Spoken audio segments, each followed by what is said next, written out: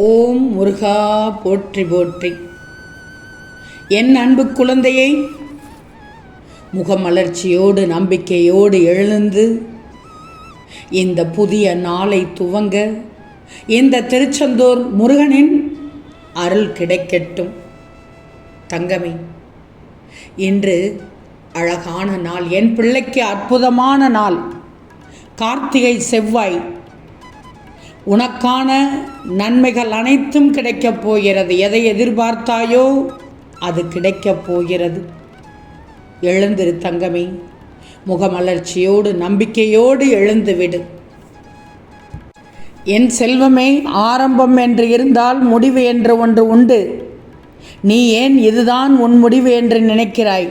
வருடக்கணக்காக நீ கூனி குறுகி புழுங்கி தவித்து அனுபவித்து வரும் மனவேதனைகள், துயரங்கள், துக்கங்கள், மனவலிகள், அவமானங்கள், வருடக்கணக்காக தினமும் நேரம் அறியாமல் என்னிடம் சாஸ்தாங்கமாக விழுந்து பல மணி நேரம் கதறி அழுது வேண்டியது எல்லாம் எப்படி வீணாக போய்விடும்? இந்த திருச்செந்தூர் முருகன் பார்த்து கொண்டு சும்மா இருப்பேன் என்று நினைத்தாயா? உன்னையும் ஒரு பக்கம் காப்பாற்றிக் கொண்டு நான் உனக்கான அனைத்தையும் செய்து கொண்டிருக்கிறேன். வருடக்கணக்காக நீ கண்ணீர் விட்டு கதறி அழுது வேண்டும் போது அதில் எல்லா பாவங்களும் முழுவதுமாக கரைந்துவிடும். இதை நான் அல்லவா உனக்கு அனுமதித்தேன். ஆனால் இதற்கிடையில் உனக்கு தடைகள், தடங்கல்கள், தடுமாற்றங்கள், பரிதவிப்புகள் உனக்கு என்ன வந்திருந்தாலும் அவையெல்லாம் இந்த முருகனின் பாதுகாப்போடு தான் உனக்கு நடந்தன. பின்னென்ன உனக்கு கலக்கம்? உனக்கு நான் சமீபத்தில் கனவில் நான் வந்து கொண்டுதானே இருக்கிறேன். உன் நினைவிலும் இந்த முருகன் வந்து கொண்டுதானே இருக்கிறேன். மனிதர்கள் மூலமாகவும் பிற உயிரினங்கள் மூலமாகவும் உனக்கு பிடித்த இறை ரூபத்திலும் தரிசனம் தந்து ஆசி வழங்கியதெல்லாம் எப்படி உனக்கு நடக்காமல் போய்விடும்? கவலைப்படாதே, கவலையே படாதே. உனக்கு நடக்கும். இனி அனைத்தும் நன்மையாக நடக்கும். இனி தானாகவே உன் முயற்சி எதுவும் இல்லாமல் திடீரென்ற என்னுடைய நேரடி வருகையால், கண்காணிப்பால் திடீரென்று நடக்கும். கார்த்திகை செவ்வாயில் என் பிள்ளைக்கானதைத்தானே சொல்கிறேன். உன்னுடைய துயரங்கள், துக்கங்கள், கவலைகள், கலக்கங்கள் அனைத்தும் சூரியனை கண்ட பனிபோல் விலகச் செய்து விடுவேன். உன்னுடைய வாழ்க்கையில் நிரந்தரமாக இனி இருக்கப் போவது மகிழ்ச்சியும் அமைதியும் மட்டும்தான். ஒன்று தெரியுமா? பணம் இருந்தால் எல்லாம் சரியாகிவிடும் என்று நினைத்தால் அது தப்பு. நல்ல மனிதர்கள் உடன் இருந்தால் எல்லா பிரச்சனைகளும் சரியாகிவிடும். பணத்தை பார்த்து சேரும் கூட்டம் பணம் தீரும் வரைதான். நல்லா தெரிஞ்சுக்கோ. ஆனால் உன்னுடைய நட்பு என்பது கண்களையும் கை விரல்களையும் போன்றது.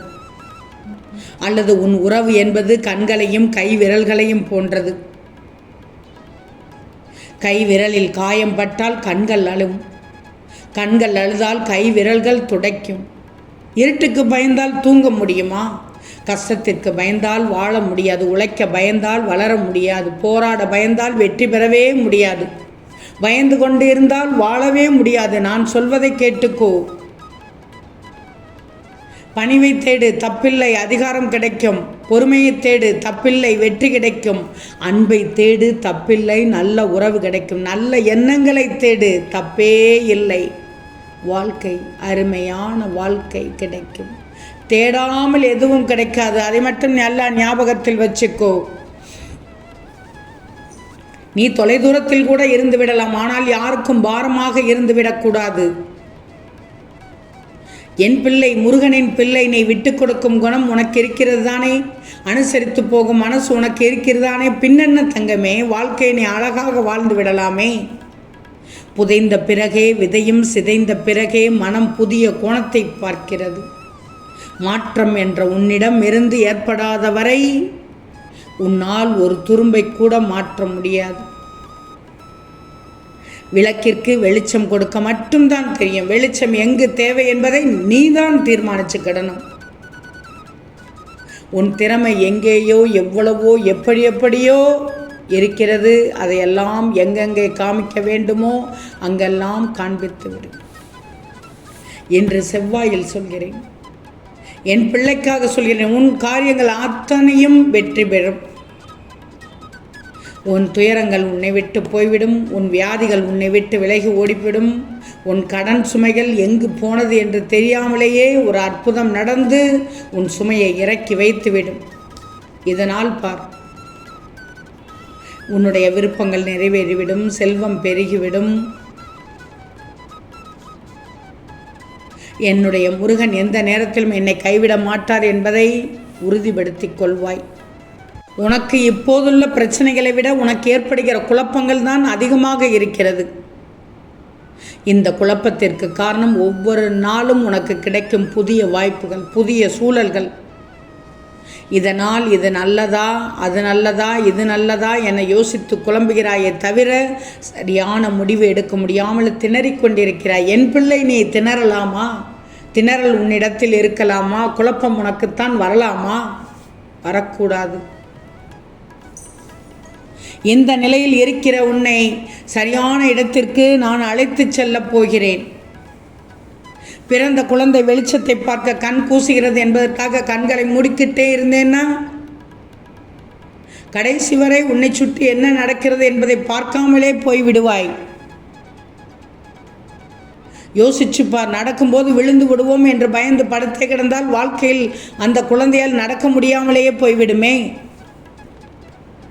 நான் சொல்வது புரிகிறது தானே உனக்கு? என்றைக்கும் ஒன்றை மட்டும் புரிஞ்சுக்கோ, உன் மனம் என்பது எஜமானராகத்தான் இருக்க வேண்டும். அதன் கட்டளைப்படிதான் எல்லா விஷயங்களும் செய்ய முடியும். அதன் சொல் கேட்டு நடப்பவராக நீ இருக்க வேண்டும். விஷயங்கள் ஏற்ப உன் மனம் அசைபோடக்கூடாது. வாழ்க்கையில் நடக்கிற எல்லா நிகழ்வுகளுக்குமே ஒவ்வொரு அர்த்தம் இருக்கும்.